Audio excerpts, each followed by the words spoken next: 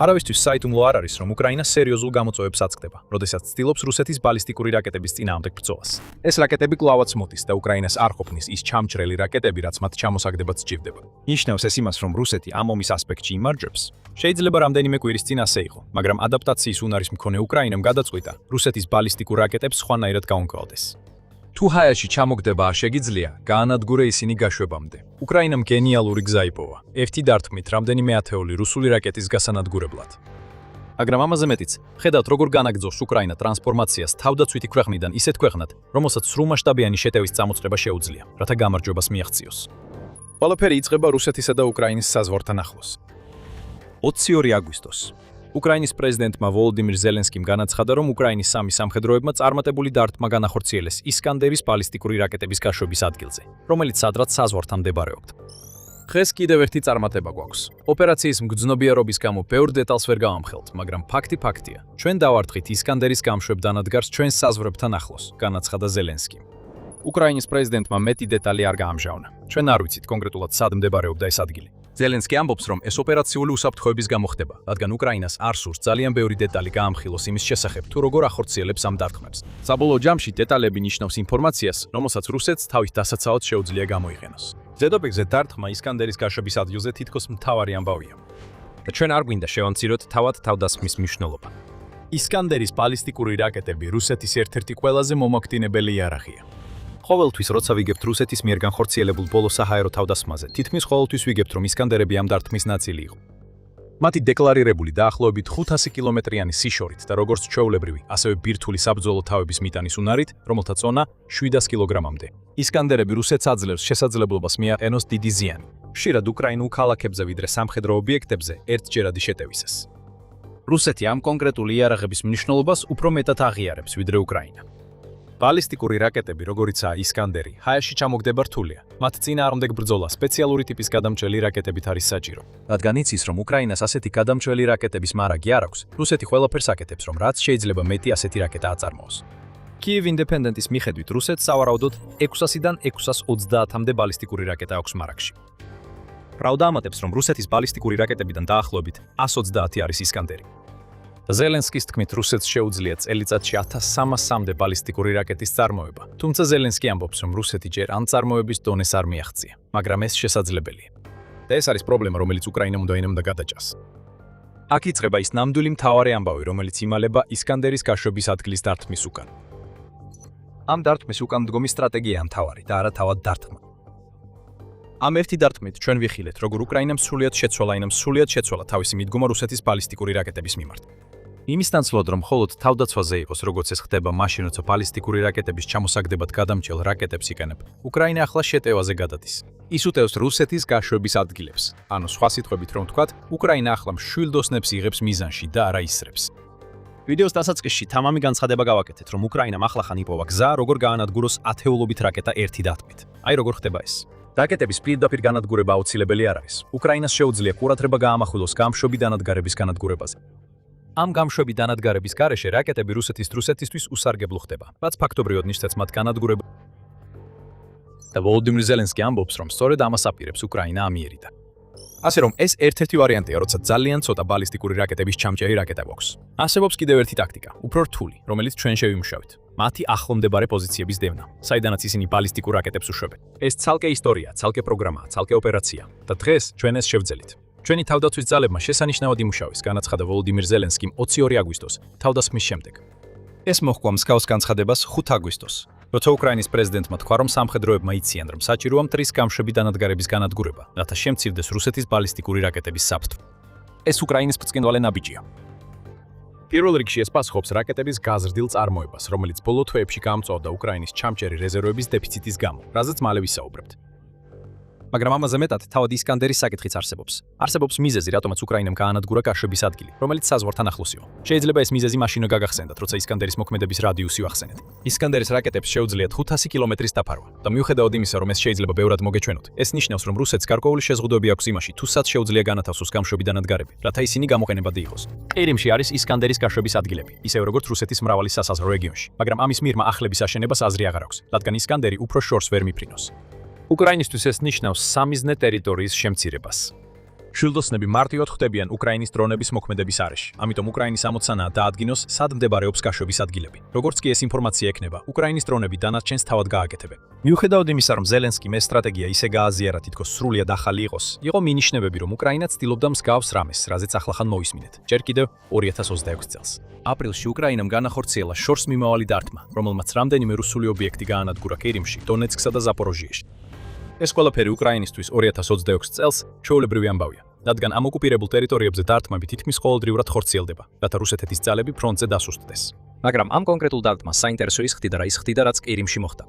ბოროტნასა და მეჟირიის დასახლებებთან ახლოს მდებარეობდა ორი ბაზა, სადაც განთავსებული იყო ისკანდერის სარაკეტო სისტემები. ორივე ბაზაზე იყო გამშვები დანადგარები და უკრაინამ ისინი თავისი ერისში გაანადგურა. შესაძლოა ეს იყო მინიშნება იმისა, რაც უნდა მომხდარიყო. ახლა სულ რამდენიმე თვის შემდეგ უკრაინამ ეს ისევ გააკეთა, ოღონდ ამჯერად ისკანდერის გამშვებ დანადგარზე თავდასხმა ერთჯერადი შემთხვევა აღარ იყო. ზელენსკიმ თქვა, რომ უკრაინა სრულად გადადის ახალ სტრატეგიაზე და ამ განზრახვაზე მიანიშნა იმ ადამიანთან დაკავშირების მცდელობით, რომელიც მომავალში შესაძლოა დაეხმაროს უკრაინას მეტი ისკანდერის გამშვები დანადგარის განადგურებაში. ილონ მასკი. ამის შესახებ წერს Financial Times, რომლის მიხედვითაც რუსეთი ახლა ითხოვს მასკისა და SpaceX-ის ნებართვას, რომ გამოიყენოს Starlink-ით აღჭურვილი დრონები რუსეთის ბალისტიკური რაკეტების გამშვებ დანადგარებზე დარტყმების ზართმებისთვის. რუსეთის ტერიტორიაზე 200 კილომეტრამდე სიღრმეში. ეს უკრაინისთვის დიდი თხოვნაა. მიუხედავად იმისა, რომ SpaceX-მა საბოლოოდ შეწყვიტა რუსეთის მიერ უკანონო Starlink ტერმინალების გამოყენება უკრაინის ტერიტორიაზე, 2026 წლის უფრო ადრეულ ეტაპზე კომპანიას ისტორიულად აკრძალული ჰქონდა უკრაინისთვის Starlink-ით აღჭურვილი დრონების გამოყენება თავად რუსეთის ტერიტორიაზე. ეს დრონები უკრაინის დასაცავადაა განკუთვნილი. სავარაუდოდ ილონ მასკს და SpaceX არ სურთ რუსეთის რისხვის გამოწვევა, იმის გამო, რომ დრონები რუსეთის ტერიტორიაზე იქნას გამოყენებული. ზელენსკი იმედოვნებს, რომ შეძლებს მასკის აზრის შეცვლას. როგორც ზელენსკიმ 22 აგვისტოს აღნიშნა, ამ ეტაპზე მასკს უთქვამს, რომ ეს ესკალაციას წარმოადგენს. თუმცა შესაძლოა აზრი შეიცვალოს, როდესაც დამატებით არგუმენტებს გაეცნობა. ზელენსკი სურს ეს არგუმენტები ისე წარმოადგინოს, რომ მან თხოვა აშშ-ის პრეზიდენტ დონალდ ტრამპს უკრაინის სახელით მასკისთვის ესაუბრა, როდესაც ივლისში თეთრ სახლში იმყოფებოდა. უკვე მაშინაც კი მთავარი მოთხოვნა იყო დარტყმების განხორციელების ნებართვა საზღვიდან 200 კილომეტრის სიღრმეში. დასახელებული იყო ბალისტიკური რაკეტების გაშვების ადგილები, ასევე სადლობის სისტემები და სხვა ობიექტები. მასკს არ გაუკეთებია კომენტარი მას შემდეგ, რაც ზელენსკიმ ნათლად დააფიქსირა რა სურს. უკრაინისთვის ეს Starlink-ის ნებართვა შეიძლება ძალიან მნიშვნელოვანი იყოს ახალი სტრატეგიისთვის. იმის გამო, რომ იყენებენ SpaceX-ის თანამგზავრებს, რომლებიც ტრადიციულ რადიოკავშირებზე უფრო მძლავრი კავშირებით გამოირჩევიან. Starlink-ის საშუალებას აძლევს დრონების ოპერატორებს თავიანთი დრონები დიდი მანძილზე გადაადგილონ და ამასთან უკეთესად გაუძლონ ჩარევას. ზელენსკის გამოწვევა აქ ისაა, რომ ადამიანი, რომელმაც თებერვალში რუსული Starlink-ის კათიშოზე მოლაპარაკება აწარმოა, მიხაილ ფედოროვი, აღარ არის უკრაინის თავდაცვის მინისტრი. ფედოროვს პირდაპირი კავშირი აქვს მასკთან და შესაძლოა შეძლოს იმ არგუმენტების წარდგენა, რაც უკრაინას სჭირდება, მაგრამ ის არ დაბრუნებულა მთავრობაში, მიუხედავად იმისა, რომ ზელენსკი მას სხვადასხვა სამთავრობო თანამდებობა შესთავაზა, მათ შორის ვიცე-პრემიერის პოსტიც. ფედოროვი შეიძლება იყოს ის მთავარი ფიგურა, რომელიც უკრაინის ახალ სტრატეგიას გაამუშავებს. სულ მცირე, მას შეუძლია წარადგინოს არგუმენტები, თუ რატო უნდა იყოს Starlink-ის გამოყენება ნებადართული რუსეთის შიგნით დარტყმებისთვის. მაგრამ მის გარეშეც კი უკრაინამ ახლახან დაამტკიცა, რომ შეუძლია ისკანდერის გაშვების პუნქტის განადგურება. და თუ უკრაინამ ეს ერთხელ შეძლო, მეორედაც შეძლებს. უკრაინას ეს სჭირდება. ეს სტრატეგიული ტრანსფორმაცია არ საიდან არ გამოჩენილა. ეს არის მიდგომის ცვლილება, რომელიც საჭიროებამ გამოიწვია და არა არჩევანმა. მაგრამ ეს ასევე არის ცვლილება, რომელიც ასახავს იმას, რასაც უკრაინა 2026 წლის განმავლობაში აკეთებდა. სანამ ამ ყველაფერში ჩაუღრმავდებით, შეგახსენებთ, რომ თქვენ უყურებთ სამხედრო შოუს. კიდევ ბევრია მსგავსი მასალა, ასე რომ თუ ახი თქვენთვის საინტერესოა, გამოიწერეთ და ჩართეთ შეტყობინებები. აქ სრულიად გულახდილები ვიქნებით. უკრაინას სერიოზული პრობლემა აქვს რაკეტების ჩამჭერებთან დაკავშირებით. თუ უკრაინას აქვს ახილეს ქუსლი რუსეთთან ბრძოლაში, ეს არის ის, რომ მას ძლიერად უწევს დასავლელ პარტნიორებზე დაკრდნობა ჩამჭერი რაკეტების მისაღებად, რომლებიც გამოიყენება რუსეთის ბალისტიკური რაკეტების ფრენაში გასანადგურებლად. და ამ ჩამჭერებს შორის მთავარი პატრიოტის რაკეტებია. უკრაინას ფაქტობრივად აღარ დარჩა არც ერთი მათგანი. CNN იუწყება, რომ უკრაინის მარაგები ამოიწურა, რაც ნიშნავს, რომ პატრიოტის რაკეტების ბატარეები აქვთ, მაგრამ ისინი ვერაფერს აკეთებენ. ეს პრობლემის საპირისპიროა, რომელსაც უკრაინა რუსეთთან მიმართებაში შექმნას ცდილობს. უკრაინას აქვს გამშვები დანადგარები, მაგრამ არ აქვს რაკეტები. მას სურს, რომ რუსეთს ჰქონდეს რაკეტები, მაგრამ არ ჰქონდეს მათი გაშვების საშუალება. ზელენსკის თქმით, უკრაინას ზამთრის გადასატანად სჭირდება პატრიოტის რაკეტების იმ მარაგის 5%, რაც აშშ-ს აქვს. ამჟამად მას მხოლოდ იმდენი რაკეტა აქვს, რომ ამ მარაგის 1%-ს შეადგენს. ეს არის კატალიზატორი უკრაინის მიდგომის შეცვლისთვის. პატრიოტის გადამჭრელი რაკეტების ნაკლებობა უკვე სერიოზულ პრობლემებს უქმნის უკრაინას.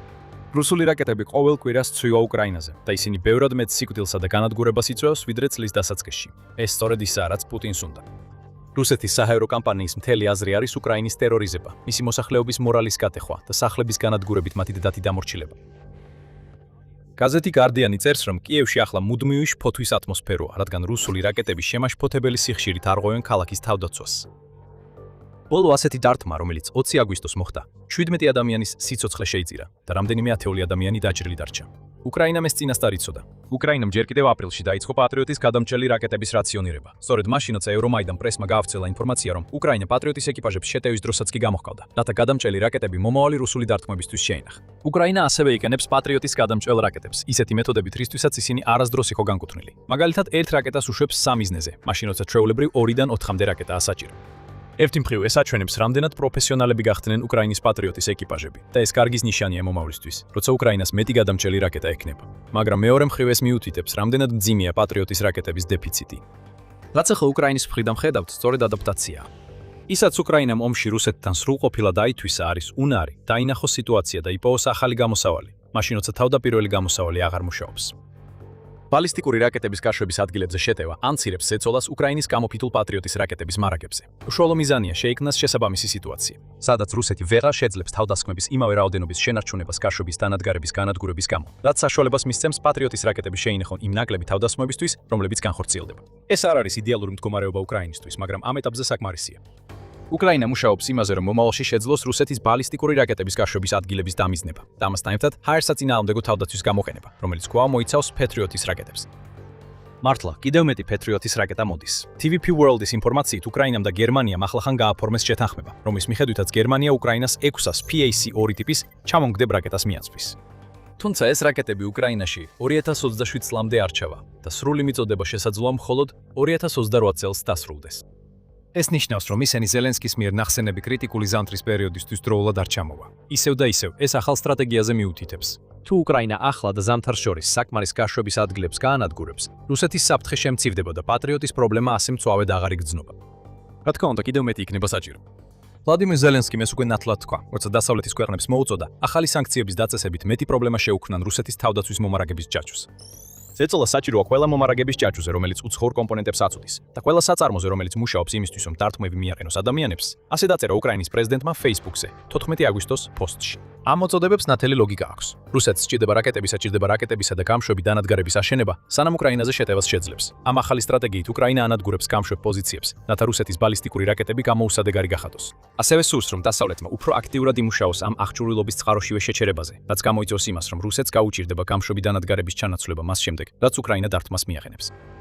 იდეალური ვარიანტია 3 ფენის კომბინაცია. გაანადგურო წყარო, გაანადგურო გამშვები დანადგარები და გქონდეს საკმარისი ჩამონგდების საშუალებები, რომ ჩამოაგდო რაკეტები მაშინ, როცა რუსეთი შეძლებს მათ გაშვებას. საჭიროა მუშაობა, რომ ეს 3 ელემენტი ერთად იყოს მოყვანილი. თუმცა ის ადაპტაცია, რაც უკრაინამ გააკეთა, აჩვენებს, რომ ის ახალ მიდგომას ირჩევს საჰაერო თავდაცვისთვის. ეს უკვე აღარ არის უბრალოდ ლოდინი და ჩამოგდება, ეხლა მთავარი მოძებნა და ჩაშლა. უკრაინა გადადის შეტევაზე, როცა გამარჯვებისკენ გზას იკვალავს. რუსეთს შეიძლება გაუკვირდეს ისკანდერის გაშვების წერტილზე თავდასხმა, მაგრამ არ უნდა გაუკვირდეს. ეს თავდასხმა უბრალოდ შემდეგი ნაბიჯია უკრაინის მიდგომის სრულ ცვლილებაში, რადგან შეტევა განსაზღვრავს საუკეთესო საქმეებს, რაც უკრაინამ 2026 წელს გააკეთა. მაგალითები უამრავია. ავიღოთ ყირიმი. წლის შუა პერიოდში უკრაინა კამპანიას ატარებდა ყირიმის ნახევარკუნძულის იზოლაციისთვის. საწვავის მიწოდების შეწყვეტით, რათა ეს მნიშვნელოვანი ტერიტორია სტრატეგიულად გამოუსადეგარი გახდეს. ამავდროულად ყირიმში ოკუპანტებს აცნობეს, რომ პუტინი ვერ დაიცავს მათ. ეს არის შეტევითი სტრატეგია. უკრაინა უტევს სატვირთოებს, გემებსა და გზებს. ეს პროაქტიული თავდასხმები ახლა რუსეთს ბევრ პრობლემას უქმნის ყირიმში და ეს არ მოხდებოდა თუ უკრაინა ისევ იმ თავდაცვით განწყობაზე იქნებოდა, რაც ომის განმავლობაში ჰქონდა. საშუალო რადიუსის დამთმელი დრონების განვითარებამ, რომლებიც ფრონტიდან 250 კილომეტრამდე დაშორებულ სამიზნეებს აზიანებენ, შესაძლებელი გახადა ეს შეტევითი სტრატეგია და უკრაინა მაქსიმალურად იყენებს ამას. ჩვენ ხედავთ მსგავს რამეს უკრაინის დარტყმებში Wildberries-ზე და უფრო ახლახან Ozon-ზე. ერთად ეს ორი კომპანია რუსეთის ელექტრონული კომერციის ლოგისტიკის საყრდენს წარმოადგენს. მათ მილიონობით ადამიანი იყენებს და ათასობით ადამიანს ასაქმებენ. 18 ივლისის შემდეგ უკრაინამ დააფიქსირა მინიმუმ 20 დარტყმა Wildberries-ის ობიექტებზე, რამაც მილიარდობით დოლარის ზიანი მიაყენა. კომპანიამ დაკარგა 1.180.000 კვადრატულ-მეტრზე მეტი საწყობის ფართობი, როგორც გამოცემა The Conversation იტყობინება. კიდევ ერთხელ, ეს არის შეტევა, პირდაპირ დარტყმები რუსეთის ტერიტორიაზე, რაც გავლენას ახდენს ფრონტზე იმ მხრივ, რომ ისინი აზიანებენ კომპანიებს, რომლებიც სამხედრო აღჭურვილობას ყიდიან. მაგრამ უფრო მნიშვნელოვანია ის, რომ როგორც ყირიმში ხედავთ, ეს შეტევები რუს ხალხს მეტ ტკივილს აყენებს ისე, რომ მათ პირდაპირ არ ესმის თავს. ასევე ვნახეთ, რომ უკრაინა საკუთარ ტერიტორიაზეც გადავიდა შეტევაზე. მას შემდეგ, რაც Starlink-ის გათიშვა მოხდა, როგორც ვახსენეთ, უკრაინა მიზანმიმართულად უტევს რუსეთის ფრონტის ხაზზე სუსტ წერტილებს, რის შედეგადაც დიდი ტერიტორიები გათავისუფლდა. 12 აგვისტოს ზელენსკიმ განაცხადა, რომ მხოლოდ იანვრიდან ალექსანდროვკის მიმართულებით უკრაინამ დაიბრუნა 745 კვადრატული კილომეტრი ტერიტორია და გაათავისუფლა 26 დასახლება. ეს კონკრეტებები უკრაინას აძლევს საშუალებას გაამაგროს პოზიციები და დაგეგმოს შემდგომი შეტევები. არ გვინდა ერთი და იგივე გავიმეოროთ, მაგრამ ეს კიდევ ერთი შეტევითი სტრატეგია. იმის ნაცვლად, რომ მხოლოდ რუსეთის შეტევას დაელოდოს და თავდაცვით მიაყენოს ზიანი, უკრაინა აქტიურად გადადის შეტევაზე, რათა თავად მიაყენოს ზიანი და ამავდროულად თავდაცვითაც დაასუსტოს რუსეთის ძალები. რაც ახლა ხედავთ რუსეთის ბალისტიკური რაკეტების გაშვების ადგილების მიზანში ამოღებით, უბრალოდ ამ შეტევითი მიდგომის შემდეგი ეტაპია. ეს განვითარება შესაძლებელი გახდა უკრაინის გრძელდისტანციური დრონებისა და დრონ-რაკეტის ჰიბრიდების მზარდი არსენალით. უკრაინას ახლა აქვს იარაღი, რომელსაც შეუძლია რუსეთის შიგნით 3000 კილომეტრამდე მანძილზე დართმა. ამ იარაღებს არ დასჭირდებათ ასეთი დიდი მანძილის დაფარვა ისკანდერის გაშვების ადგილების გასანადგურებლად, რადგან ამ ტიპის რაკეტებს შეზღუდული სიშორე აქვს. თუმცა ეს უკრაინას აძლევს შესაძლებლობას განახორციელოს შეტევები იმ ობიექტებზე, სადაც რუსეთში უფრო ღრმად აწარმოებენ რაკეტებსა და მათ კომპონენტებს, რაც ემსახურება იდეას, რომ რუსეთის რაკეტების თავდასხმები წყაროსთანვე შეჩერდეს. ყველაფერი ერთ მნიშვნელოვან დასკვნამდე დადის. უკრაინა მიცის, რომ ამ ომს მხოლოდ თავდაცვით ვერ მოიგებს. ვლადიმირ პუტინმა უკვე აჩვენა, რომ მზად არის იმდენი რუსის სიცოცხლე შესწიროს თავის მიზნებს, რამდენიც საჭირო იქნება. ამის დასტურია თითქმის 1,48 მილიონი დაღუპული და დაჭრილი, და ეს რიცხვი ყოველდღიურად იზრდება. თუ უკრაინა მხოლოდ თავდაცვით შემოიფარგლება, ვლადიმირ პუტინი უბრალოდ გააგრძელებს ხალხის საზარბაზნე ხორცად შეკრას, მანამ სანამ ამის ძალა ექნება. უკრაინას შეიძლება კიდევ 100,000-ობით, ან თუნდაც მილიონობით ადამიანი მოკლას. მაგრამ ამ დროს თავადაც დაკარგავს ჯარისკაცებს და ტექნიკას. შესაძლოა იმდენს, რომ რუსეთმა მიაღწიოს იმ გამოფიტვაზე დაფუძნებულ გამარჯვებას, რომელსაც პუტინი როგორც ჩანს სურს. ამიტომ საჭიროა შეტევა. ეს მარტივი კონცეფცია უკრაინის 2026 წლის სტრატეგიის გამსაზღვრელი ასპექტი იყო. ახლა ისკანდერის რაკეტების გაშვების ადგილები უკრაინის სამიზნეშია. ზელენსკიმ ახლახან ერთ დარტყმაზე გაავრცელა ინფორმაცია. მოელით მეც უახლოეს კვირებსა და თვეებში, რადგან უკრაინის შეტევები თანდათან ამცირებს რუსეთის საჰაერო შესაძლებლობებს. სხვათა შორის ჩვენ ბევრად უფრო ღრმად შევისწავლეთ უკრაინის კონტრშეტევების სამხრეთში. საქმე მხოლოდ 745 კვადრატულ კილომეტრში არ არის. უკრაინამ თავისი შეტევებით რუსული ნარატივი დაამსხვრია და შეგიძლიათ გაიგოთ როგორ თუ უყურებთ ჩვენს ვიდეოს. მაგრამ სანამ წახვალთ, გამოიწერეთ არხი და კომენტარებში გაგვიზიარეთ თქვენი აზრი. თუ გსურთ კიდევ უფრო მეტი ჩვენი არხიდან, გახდით წევრი ექსკლუზიური მასალების მისაღებად და მადლობა როგორც ყოველთვის, რომ გვიყურებთ.